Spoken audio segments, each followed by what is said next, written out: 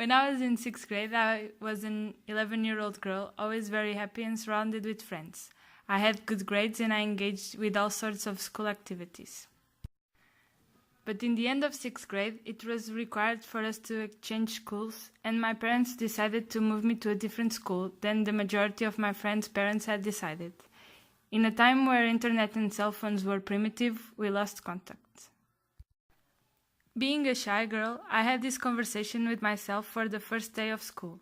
I had to try to be a more open person and take the first step to meet other people. With this in mind, I arrived at my classroom and everyone was sitting in groups of 2, except this one boy. I had the choice of sitting alone too, but I saw an opportunity to make a friend. I approached this boy and I asked if I could sit next to him. He looked at me and his answer was a no. You can imagine what this simple word had done to my confidence that I built at home.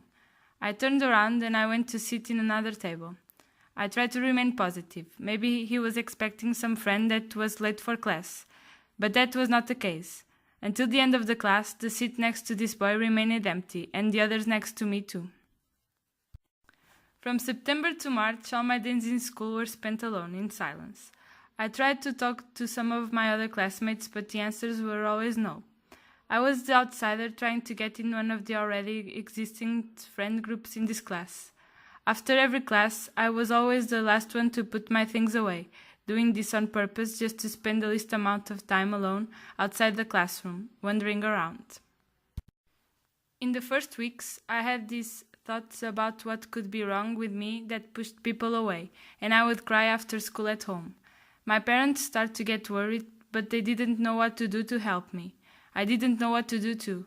I just wanted to be able to make a friend. I started to get really involved in my studies because it was the only distraction that I had to what was going on with me. After months like this, March came. In the English class, my teacher assigned me to work with some other girls and sent me to sit by one of them. At the beginning was difficult, they would only talk between them, but as the weeks passed and the project advanced, I started to tell some jokes, trying to engage in the conversation and be funny. They invited me to hang out with them more and more, and slowly we became friends and I started to know the rest of the people of my class. We became close friends and shared the same sitting arrangements for the next 2 years. I was never alone again, but I still remember who I was in that time and everything that I felt. Today, after this period, it's important for me in the street, in school, in work, to always offer a smile and kind words to everyone and to cherish their company, because I remember how much I craved these things back in the days.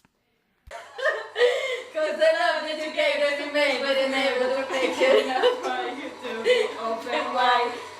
No! And every time you speak her name that you know just told me to